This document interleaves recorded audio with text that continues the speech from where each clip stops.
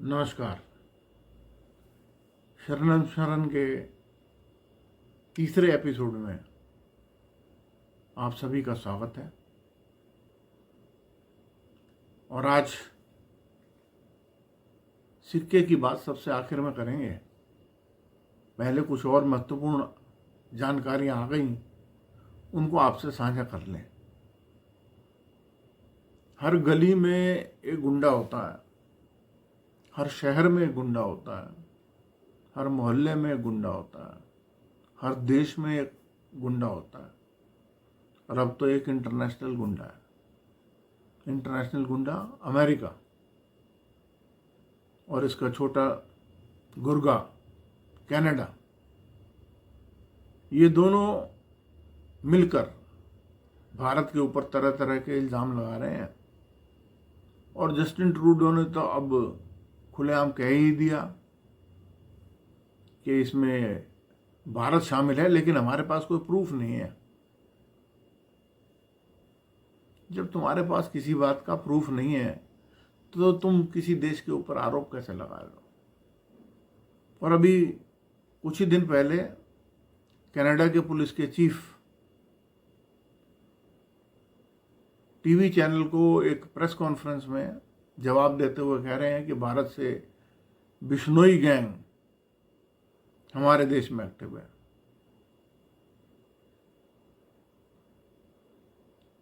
Bishnoi gang America और Canada में active है। भाइयों, बिश्नोई कोई गुंडा नहीं है, वो एक साधारण आदमी है। वो तो किसी परिस्थिति के कारण जेल में है। अभी मुंबई पुलिस ने उसकी ट्रांजिट रिमांड मांगी थी गुजरात से, खुलेआम मना कर दिया गया कि जो भी पूछताछ उससे करनी है जेल में आके कर लो। एक सुरक्षित स्थान पे उसका रखना बहुत जरूरी हो गया है।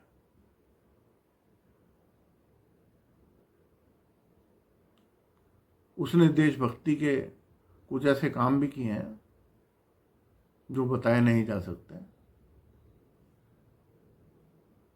अब अमेरिकन गुंडे की बात करें। अमेरिकन गुंडा भारत में दखलंदाजी करता है, दुनिया के सब देशों में दखलंदाजी करता है और बढ़ा चढ़ाकर दूसरे देश की घटनाओं को बढ़ाता है। यूक्रेन को रशिया से लड़वा दिया, युद्ध को खत्म नहीं होने दे रहा क्योंकि उन्होंने अपने हथियार बेचने हैं और इन हथियारों के बेचने में कर्जा दिया जाता है। बाद में वो कर्जा वो देश चुका नहीं पाता। इराक की तरह ये हर देश को खत्म करना चाहता है। तो ये देशों को जो धमकी दे रहा है, उस धमकी का एक इलाज करना बहुत ज़रूरी था। और बड़ी खुशी की बात है कि प्रधानमंत्री नरेंद्र मोदी ने इसका इलाज कर दिया। अब भारत, चीन, रशिया, जो तीनों ब्रिक्स के पार्ट हैं, एक त्रिनेत्र बन गए इस दुनिया के लिए, जहां की 68% आबादी दुनिया की रहती है। दुनिया का 38% व्यापार इन्हीं देशों से होता है। तो इनको आप इग्नोर नहीं कर सकते। 4 महीने में दूसरी बार रशिया जाकर मोदी जी ने अपनी इंटेंशन साफ कर दी और देपचांग में, गलवान में जो समस्या चल रही थी, उसको ठीक एक दिन पहले, आप माने या ना माने, पुतिन की समझदारी से इस समस्या को सुलझा दिया गया और भारत और चीन के संबंध बिल्कुल ठीक कर दिए गए। अब खामोशी बहुत शोर मचाती है, लेकिन इसकी आवाज नहीं होती, और सांप सूंघ गया उन सभी राजनीतिक दलों को जो शोर मचाते थे कि हमारी जमीन चीन को दे दी, ये कर दिया, वो कर दिया, वहाँ हमारी सेनाएं पीछे हट गई, कहाँ हमारी सेनाएं पीछे हट गई। कहीं पर सेनाएं ना तो पीछे हटी। समझौता 3 दिन पहले हो गया। सन 2020 में जो देश की जो सेना जहाँ थी वहाँ पर ही चली जाएगी, और पेट्रोलिंग का टाइम भी दूसरे देश को बता दिया जाएगा कि इतने बजे से ले गए इतने बजे तक के बीच में वो देश पेट्रोलिंग करेगा और बारी बारी करेंगे। इससे सुंदर समझौता नहीं हो सकता। लेकिन आपने नहीं सुना होगा कि जितने भी ये विपक्षी दल हैं, कोई इस बारे में कुछ भी बोलने को तैयार नहीं है।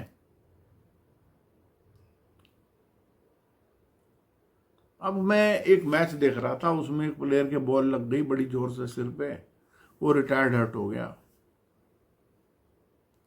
तो खेल में तो रिटायर्ड हर्ट होता है, राजनीति में भी अब रिटायर्ड हर्ट होने लग गए।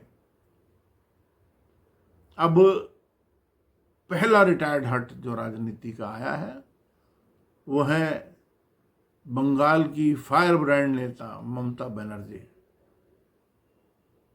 जूनियर डॉक्टर्स ने उस ममता बनर्जी को, जो अपने ही सरकार में होते हुए धरने प्रदर्शन कर लेती थी और इतना दबदबा था, उनको रिटायर्ड हर्ट कर दिया। सारी मांगे मानी गई और ममता बनर्जी का कोई भी बयान कहीं पे नहीं आया। यही एक काम अपनी ही सरकार के खिलाफ धरने पर बैठने का केजू भी करता है, लेकिन वो भुगत लेगा अपना, उसका काम अगले साल हो ही जाएगा।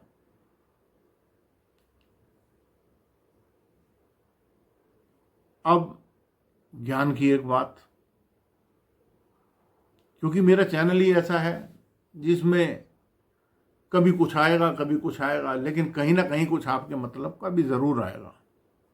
अब ज्ञान की बात यह है कि पुराने जमाने में युद्ध में जो भी सैनिक मारे जाते थे तो इतना समय नहीं होता था कि उनका अग्नि संस्कार किया जाए, इसलिए उनको नदी में बहा दिया जाता था और इन बहते हुए शवों को गंगा के दूसरे तटों वाले बाहर निकाल लेते थे, और जिस लाश में से कान कटा हुआ है दूसरी लाश का कान काट के उसके ऊपर वो लगाते थे। हाथ कटा है या उंगली कटी है, पैर कटा है, उसको वो लगाते थे, सीकर लगाते थे, जोड़कर लगाते थे, अपनी चिकित्सा पद्धति के अनुसार लगाते थे, जिसको सुरक्षित चिकित्सा कहा जाता है। तो दुनिया के सबसे पहले वो लोग जिन्होंने इस प्रकार की चिकित्सा आरंभ करी, जो आगे चलकर मेडिकल साइंस ने प्लास्टिक सर्जरी का नाम जैसे दिया, इसको साइंस को, इस सुरक्षित चिकित्सा को यहाँ से पहले अरब ले गए, वहाँ से ये होती हुई पश्चिम देशों के अंदर पहुँच गई, और यही प्लास्टिक सर्जरी है। अब आजकल आपने देखा होगा कि गर्भवती स्त्रियां सी सेक्शन करवाती हैं, सिजेरियन से, नॉर्मल डिलीवरी हो ही नहीं रही। आज से 70 साल पहले सिर्फ नॉर्मल डिलीवरी होती थी। डिलीवरी होते ही दाई या डॉक्टर बच्चे को उसकी नाड़ समेत माता की छाती पर डाल देते थे, सिर्फ ये चेक करके 30 सेकंड में कि उसकी सांस चल रही है कि नहीं, और वो ब्लड सर्कुलेशन उस नाड़ के थ्रू बच्चे के अंदर हो जाता था पूरा। और जिस जगह से बच्चे का जन्म हुआ वहां के बैक्टीरिया, कीटाणु सब बच्चे के शरीर पे लग जाते थे, जिसके कारण वो बच्चे बहुत स्वस्थ होते थे, उनकी इम्यूनिटी बहुत हाई होती थी। लेकिन अब सी सेक्शन से जो बच्चे होते हैं, सिजेरियन जिसे कहते हैं, वो डॉक्टरों को जल्दी होती है, दिन में आज 20 केस करने हैं, आज 25 केस करने हैं, उनका भी कंपटीशन है पैसे कमाने का।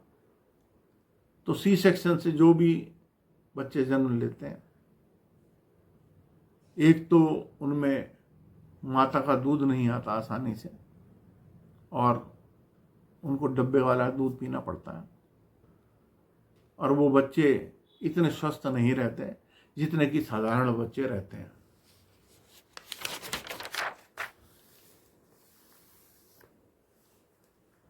आप में से हिंदू भाई बद्रीनाथ तो गए होंगे, जो नहीं भी गए तो उनके लिए भी ज्ञान की बात कि बद्रीनाथ शांत क्यों रहता है। बद्रीनाथ में बहुत कुत्ते हैं, लेकिन कोई भी भौंकता नहीं। राजनीतिक कुत्ते नहीं है, राजनीतिक कुत्ते तो हर जगह भौंक लेते हैं। वहां असली कुत्ते हैं, वो भौंकते नहीं। बादल चुपचाप बारिश करते हैं, गरजते नहीं। विषैले सर्प वहां भी हैं, लेकिन उनमें जहर नहीं होता। कारण कि ये माना जाता है कि बद्रीनाथ में भगवान विष्णु ध्यानमग्न बैठे, और यही ध्यान जिसे मेडिटेशन कहा जाता है, उसमें आप भी सक्सेसफुल सिर्फ तभी हैं जब आप भी उस अवस्था में चले जाएं जब आपको बाहर का शोर सुनाई ना दे और आप ध्यानमग्न हो जाएं। अब आज के सिक्के, आज के सिक्के दो बता रहा हूं सिर्फ आपको। सन 1957 और सन 1959 के 50 पैसे। दोबारा सुन लीजिए, सन 1957 और सन 1959 के 50 पैसे, कीमत 1 लाख रुपया। सन 57 और 59 के 50 पैसे, कीमत 1 लाख रुपया। दूसरे सिक्के एकम कॉइन्स। एकम कॉइन्स वो है आज़ादी का अमृत महोत्सव। आज़ादी का अमृत महोत्सव जो 75 साल जिसके पीछे लिखा होता है। बहुत लोगों ने ये सिक्के बाजार में मिल जाते हैं। इसका सन 2021 के 1, 2 और 5 रुपए के सिक्के हैदराबाद मिंट के। मिंट बहुत ज़रूरी है, बाकी सिक्के तो मिल जाएंगे। 1, 2 और 5 रुपए के हैदराबाद मिंट के सिक्के, यानी कि जिसमें सन के नीचे स्टार बना हुआ हो, वो सबसे ज़्यादा कीमती है। इस वक्त आपकी स्क्रीन पर आ रहे हैं ये सिक्के, आप देख लीजिए। 1957 और 59 की अठन्नी तो हमारे पास भी नहीं है, लेकिन बाकी जो सिक्के हैं उनकी इमेज हम आपको डाल रहे हैं। अगर आपके पास किसी के पास हों और उसने बेचने हों, वो हमसे संपर्क कर सकता है। कल भी एक भाई ने संपर्क किया, बबलू जी ने, और उन्होंने अपने सिक्के दिखाए, लेकिन उनके सिक्कों की दशा बहुत दुर्दशा में थी। सिक्के अच्छे होने चाहिए या यूएनसी होने चाहिए, अनसर्कुलेटेड, तो गोल्ड है, तो वो गोल्ड है। उसके बाद अब मैं आपको उस खबर के बारे में बता रहा हूं जो सबसे ज़्यादा इम्पोर्टेंट है। कल मैंने कहा था कि मैं इंडियन फिल्म इंडस्ट्री के 3 स्टार्स की मृत्यु के करीब की डेट के बारे में बताऊंगा। शाहरुख खान, जन्म 2 नवंबर 1965। शाहरुख खान जन्म 2 नवंबर 1965। सलमान खान जन्म 27 नवंबर 1965। आमिर खान 14 मार्च सन 1965। इन तीनों खानों का 1965 में जन्म हुआ। इनमें से 2 खान, शाहरुख खान और सलमान खान, अपने जीवन के 70 वर्ष पूरे नहीं कर पाएंगे, 69 वर्ष भी पूरे नहीं कर पाएंगे, 68 वर्ष भी पूरे नहीं कर पाएंगे। 67 से 68 साल की उम्र के बीच में इन दोनों में का देहांत होगा। ये मेरी कैलकुलेशन के हिसाब से है, मैं भगवान नहीं हूं। एक का गंभीर बीमारी के साथ अंत होगा, दूसरे का किसी एक्सीडेंट में होगा। सलमान की हत्या नहीं होगी, ये मैंने आपको पहले भी कहा था, आज फिर कह रहा हूं। इसी के साथ आज का वीडियो समाप्त। फिर मिलिए अगले अंक में। सिक्के किसी के पास हों कांटेक्ट करें, कमेंट बॉक्स में डालें, वीडियो को लाइक कीजिए, फॉरवर्ड कीजिए। फॉरवर्ड इसलिए कीजिए, न जाने किसकी किस्मत बदल जाए आपके हाथों, उसके पास वो सिक्के हों और वो गरीबी में जी रहा हो, तो लाइक कीजिए, फॉरवर्ड कीजिए, सब्सक्राइब कीजिए। बड़े शौक से इसको देखते रहिए। कोई ना कोई जानकारी आपके मतलब की किसी न किसी दिन तो हाथ में आ ही जाएगी। धन्यवाद, नमस्कार।